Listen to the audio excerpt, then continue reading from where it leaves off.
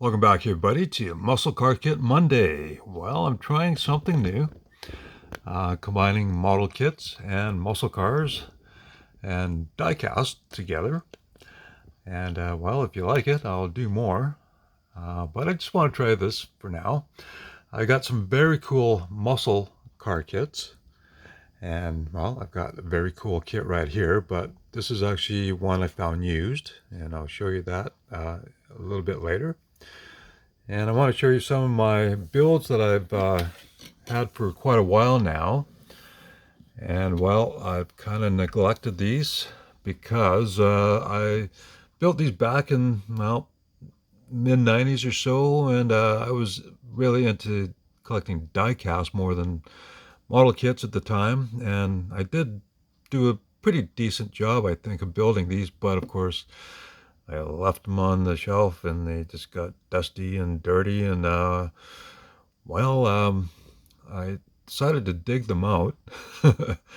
And I thought, well, let's just leave them like this because, well, I could probably build a diorama and do like a barn find and just put these inside the barn where you can see them, and it might look convincing. Well, let's have a look at this first one. This is actually the Mustang GT350H. And now I wasn't confident in putting decals on at the time, so I just kind of did this flat black stripe, if you can see. And well, I used bare metal foil to go over the window surrounds. And you can see it's lifting up a bit there. But I think I did a pretty decent job on it. And there's the interior. Now it came all molded in black, and I just painted the body gloss black, and well, the steering wheel there, you can see that. I believe I painted that silver too. And the dash was chrome. Now it's pretty sad the state it's in, but it can be cleaned up. And you see how shiny the paint is. Well, I actually use Tester's bottle paint and a brush. And it was nice and warm that day, and the paint was warm and everything. And, well, I painted several models gloss black using the brush. And what you need to do is, like, start on the fender, the top, and just do one panel at a time. And you got to keep what they call a wet edge. Don't go do one panel and then skip over another one, then go back, because, you know, then the edge starts to dry and you'll never get it smooth. So this was back when I was really into building model cars. Around the same time I started collecting die casts. So I think that turned out pretty nice. Have a look at the chassis here. Of course, I just kept it simple, flat black for the chassis and gray for the drivetrain, bell housing, silver for the exhaust, yellow for the shocks. And I did paint the engine blue, because that's what the Ford engine should be, right? And then under hood, I kept it simple, and it's all molded in black, so I didn't really have to paint much other than the engine. And the strut bar, painted that silver. And I think that turned out pretty good. Now, of course, I didn't paint the grille or nothing like that, and you see the headlights came in chrome as well. And you move around back, and I did paint the taillights. And that's back when my eyes were better and my hands were steadier, so those turned out pretty nice. And here's the bumpers over here. And so the front bumper was on, the back one came off, and anyway, so like I said, maybe a diorama, or I can clean it up and put it back to the way it's supposed to be, nice and clean and shiny. And this is another Mustang build I had started. And this actually came as the new Monkey Mobile. And the body came molded in this light blue kind of marble effect, and it looked kind of hideous. I don't know what they were thinking, but so I thought, well, let's just paint it white. And I want to do red inside the body molding, you know, the red stripe going around, and it didn't turn out very well, so Tester's gloss black, I painted it all black. And it looks pretty good, I think. You know, flat black roof, and then red interior. And again, just keep it simple. Blue engine. I painted the ends of the intakes here flat black, and then chrome. So it looks pretty good. And the chassis, well, I like to paint the drivetrain in bright colors. This was what I used to do a long time ago, and kind of make it interesting and cool. Paint the exhaust silver. And the headlight lenses came clear, and it's got chrome buckets in behind. So I just painted orange on the inside of the lens, and then it reflects off the inside of the bucket. So it gives you a realistic effect. And so overall, not too bad, I guess. Cleaned up and more detailed paint, I can make this look pretty good. So anyways, that's them. And I've got lots of other model kits that are dusty and dirty. And yeah, I should be ashamed of myself, but okay.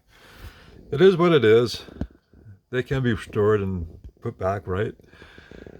Okay, well, this one I found at a toy store, toy show.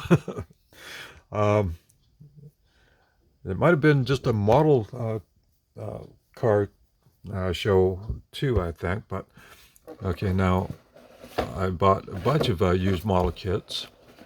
Sometimes at like a thrift store or at a toy show, toy show. Tongue twister there for me. Anyways, so I found this, and I thought, oh, okay, pretty cool. Official pace car, 53rd annual Indianapolis 500 race. I thought, oh, that's pretty cool. And the guy, oh, he said he had built it already. And I thought, okay, well, let's see what it looks like. This is copyright 96. And I thought, oh my goodness, okay, he built it all right. And, well, I guess he didn't have confidence like I did for putting decals on, so just customized it, painted this satin gold. I don't know what he used, but it turned out pretty nice, actually. But a silver dashboard, silver steering wheel, okay. And then a cool orange interior. I guess he started to build it as a pace car, and then, I don't know, gave up and thought he'd do something different. Now, the seat insert should be like a houndstooth pattern, and orange butt. Pretty cool, I think. So I didn't pay much for it. I don't remember, but I thought really neat. Now, the one thing you did do is you look, the grill with the headlights there, it's upside down, but that's okay. And he did a decent enough job painting it up, so I don't mind. I do believe I have another pace car kit that I could build, and so I actually want to leave this. Pretty cool. So we got that one there, and I got a couple older muscle car kits I want to show you. Now, when I was a kid, let's see, 12, 13, I actually had an original MPC 70 model kit. I'm not sure if this is a reissue. I don't think it's an original one.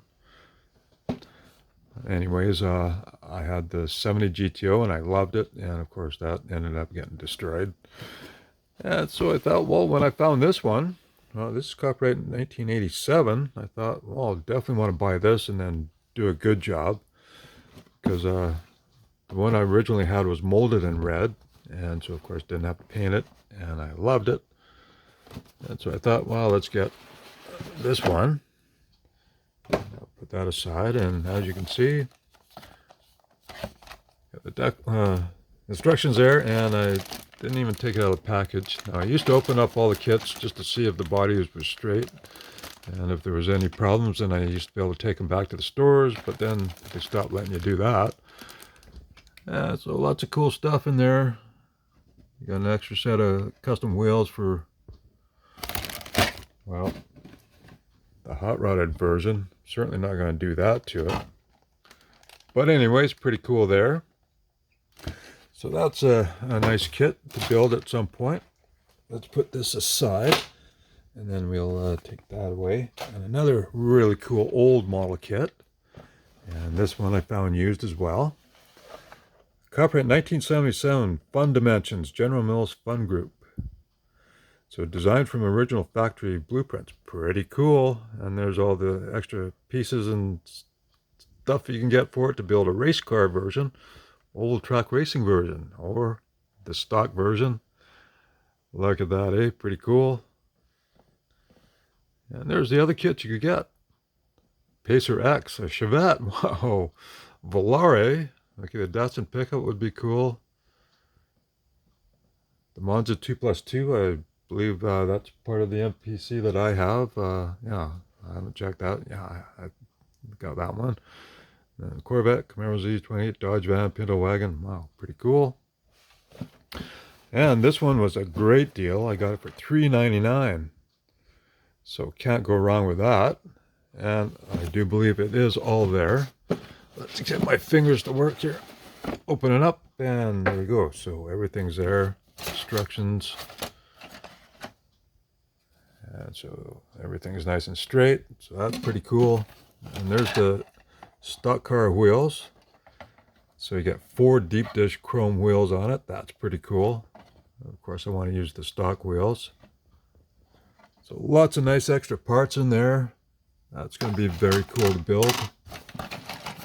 There's that piece to cover the rear seats, or where the rear seats would go. There's the factory blueprinted front fascia. So very cool.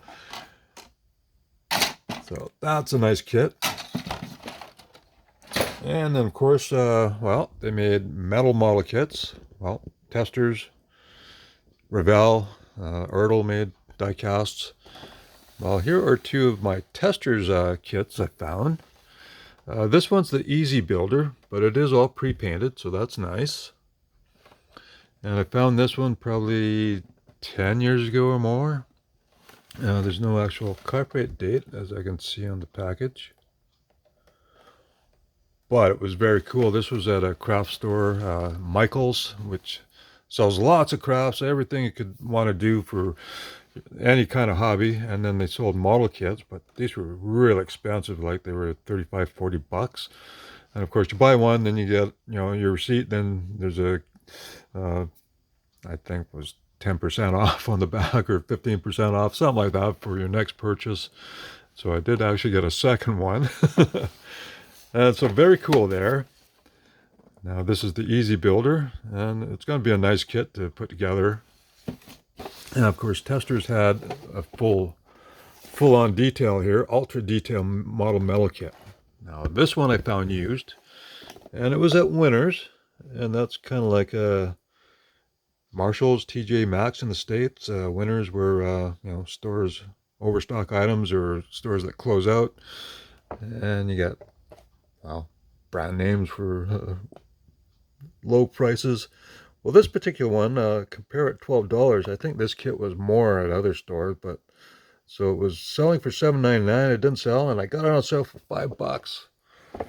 So that's a good deal. So couldn't pass that one up.